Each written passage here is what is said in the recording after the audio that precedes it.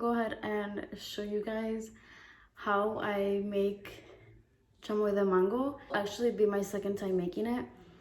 The first time I made it, it was like a mixture of mango and sandia. And the second one will specifically be of literally like chamoy and mango. It's actually really easy to make. And the products that you use in it is like anything that you can find in your like local Mexican grocery store. So if you guys want to go ahead and see how I do it, just keep on watching. Hey guys, so this is what you will be needing to make the chamoy. So you'll go ahead and need chamoy. This is the one that I found. So I bought this one, and I also bought the TAJIN chamoy. You will also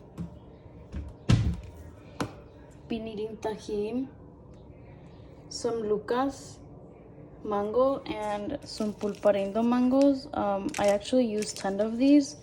Usually the packet comes with 20, so I went ahead and only used 10. The chamoy, tajin, the lucas, I only used 2 of these. And then you're gonna need tajin. You can also put any other type of spice, like maybe like the spice that comes in those elotes that's like really spicy, for those that like spicy stuff. But the one I make is gonna be pretty like not spicy but like sweet. So this is what you're gonna go ahead and need. Okay, so you're gonna go ahead and use about half a cup of this chamoy, and you're gonna go ahead and want to put it in here. Make sure make sure this is basically boiling. In my previous chamoy, I did not add this one, so I'm gonna go ahead and add, I want to say half of that half of a cup.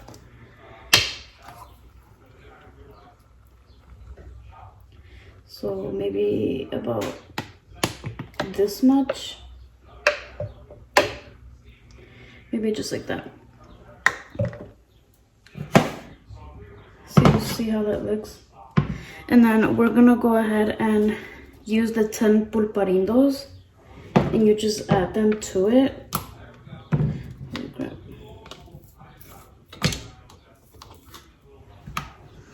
And then you could put as much tajin as you want, but I pretty much like drench it in tajin.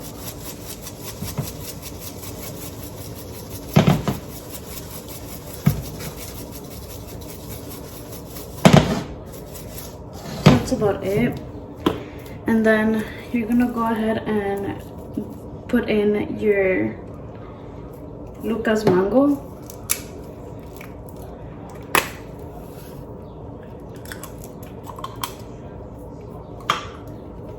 I'm using 2 of them.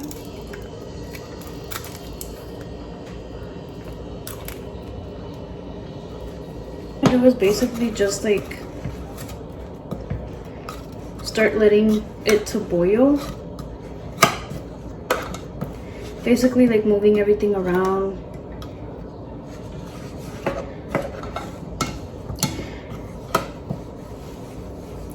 Honestly, if you think that it's watery, don't worry about it, because remember, you do have you have about 10 thick candies.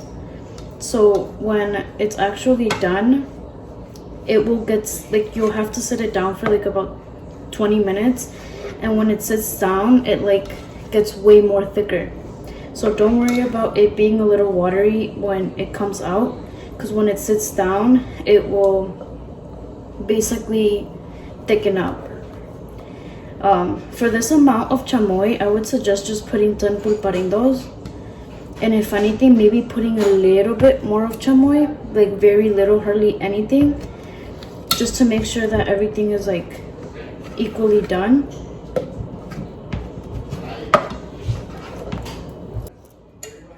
So you see how basically everything is melting and it's like boiling. So basically just have to let everything melt.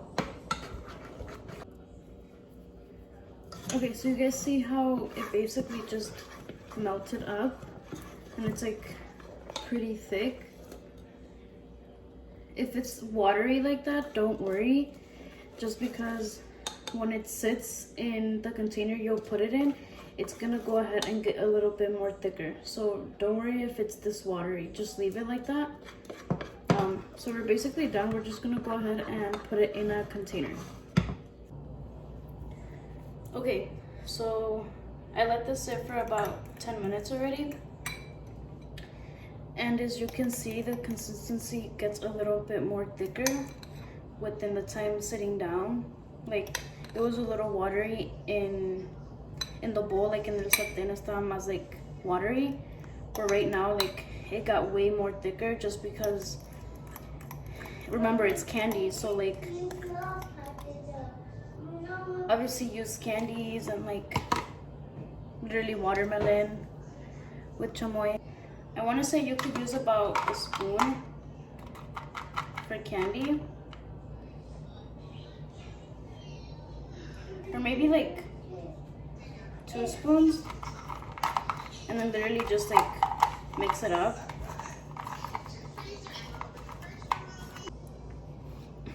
So I actually did candies. These are Sour Patches and peach rings, and it looks like really juicy. You guys see that? So this is one way to make, obviously, things with chamoy. Or you can literally like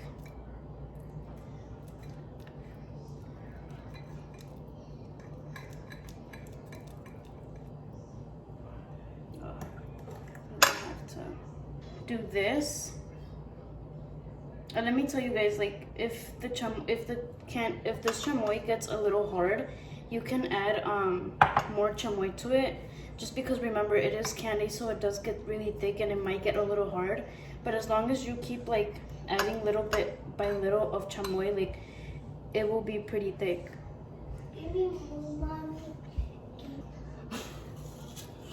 To put a little bit more chamoy and just like start mixing it, just because, like I said, it is candy, so it does harden up.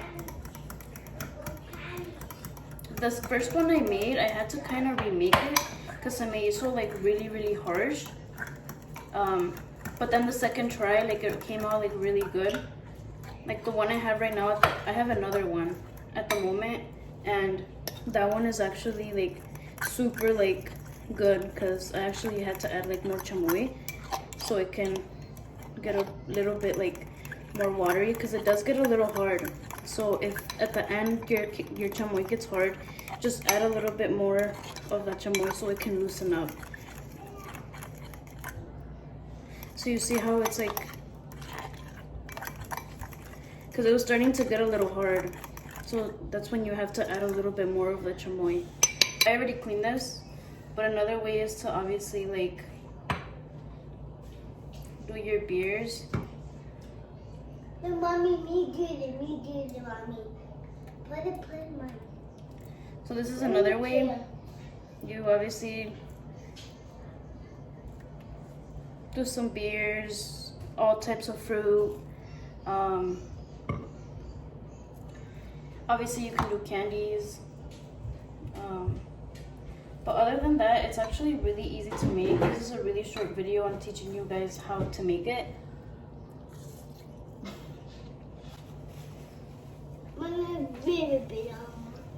¿No te pica? And this one is actually made with mango. Mango? So the pulparindos were mango and the lucas No, were what is mango. it, mommy? So Mommy, what is it? this is a really easy way to make something like that if you don't want to go ahead and buy from a private person or private seller or whatever. So this is definitely a really easy way. So I hope you guys enjoyed what I made, the different ways that you can use the chamoy for. So I'll go ahead and see you guys on my next video.